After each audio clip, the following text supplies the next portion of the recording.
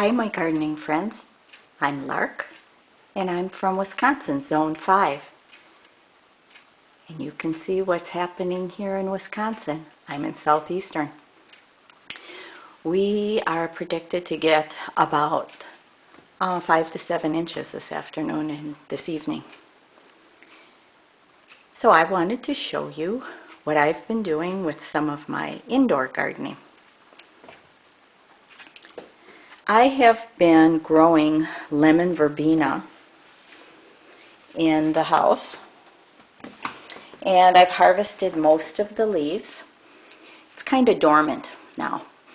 It looks this way, or even worse, every year this time. And then as soon as it gets some more humidity and sunlight outside, it perks up. But lemon verbena is one of my favorite tea herbs.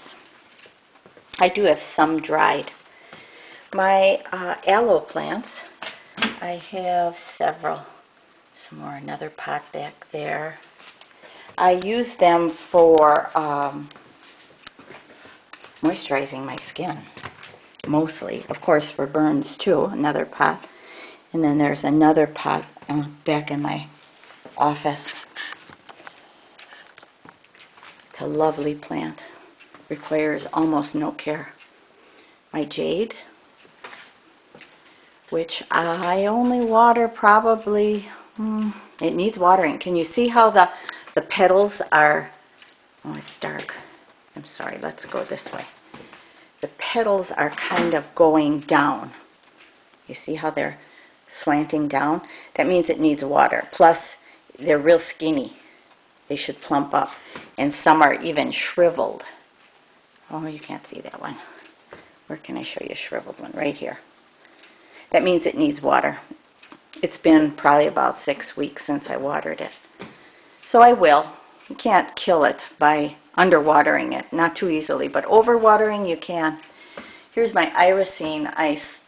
I winter in the house, and then I take cuttings from this. And I use it as a filler out in my annual pots. This is a south-facing window. Right here what I did is I had some peas that I didn't like the way they, the edible pea pods like sugar snaps, I didn't like how the pods developed last year. So I took all my leftover seeds and I soaked them using germination by the paper towel method. And then I planted them in this planter. And we're going to eat them as greens, pea greens. And I used for the soil amendment organic potting mix, and then about a half worm castings, and little azomite in there. And I've been fertilizing with C90. So they look pretty good. We don't get too much sunshine here in Wisconsin, so this is some sun. Here are my onions that I started on February 1st because it was the first quarter of the moon, and I am trying on some things to use moon phases to plant in. Germination seemed quite good. Now, I think someone told me, or one of the videos said you can trim these greens down and it'll make a stronger root system. So let me know if any of you have done that, trimming the greens off of the onions. This one is candy, long day onion. And I will be planting them probably around April outside. Then I also have some lavender, Munstead. Some didn't germinate, I see. Seeds from last year. But enough to give me a start on a few plants again. I have to start ordering my seeds from Johnny's. They have that coupon code for free shipping, and I want to get that before March 25th. Then different lettuces and Japanese mustard. Now, what I'm going to do with those lettuces and mustard is as I cut these peas, I'm going to cut them below the dirt a little bit, And then I'm going to leave the roots in there because I know outside it's nitrogen fixing for the soil. So I'm wondering if it does that in containers too. So what I'll do is trim down the greens and then plant the lettuces in here, which are high nitrogen feeders, I think. We'll see how that works. Radishes. I am not good at growing radishes. So now I'm trying this mix, organic potting mix and worm castings and azomite. And I think in both of those I put also some mycorrhizals, something like that, whatever it is, and sprinkled them in when I planted the seed. Now this seed here I started in the paper towel method too, and then planted the little sprouted seed. I just have so much better luck with germination that way. Now here are more lettuces.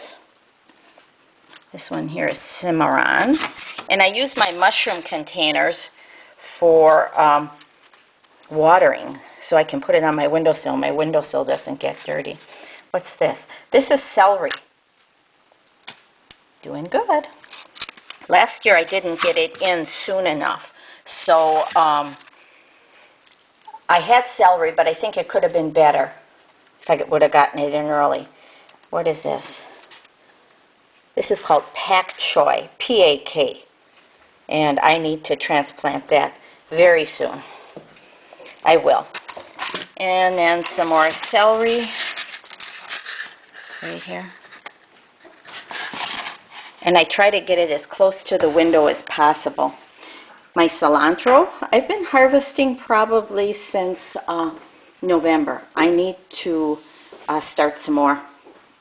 And I'll use that paper towel method of germination for that because I have a hard time with germinating cilantro. My flat leaf parsley, same thing. I've been harvesting since about October. And then I brought in some of my rosemary. And it's hanging in there. It doesn't look lovely, but it will spring back after it hits the outside elements in, I'd say June. Then this is my basil looking really bad, but at least I'm getting some harvesting off of it yet. I hope that it just hangs in there, and then I plant it outside and it'll become very bushy again.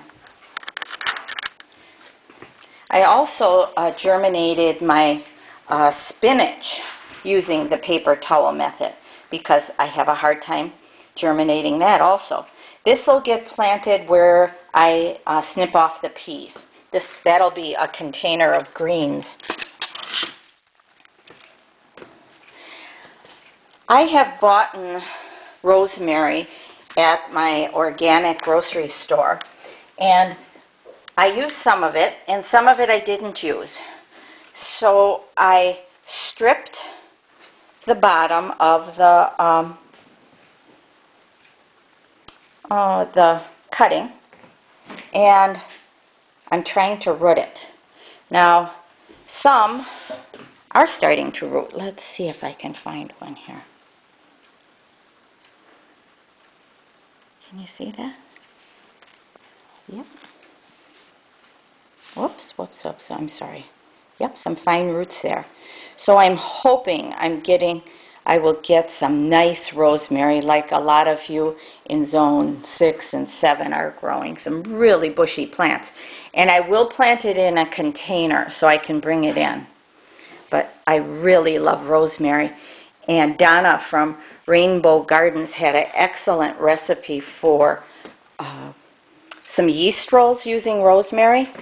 And I loved them. I tried them, and we really, really liked it. So my gardening friends, this is what's happening here in Wisconsin. I hope you're having a warmer, less snowy winter than we are, but we have a lot of weird weather going on, especially out east. At least we have our power. So take care, and please check out my website, www.larksperennials.com. Bye-bye. Oh, my fox is back too.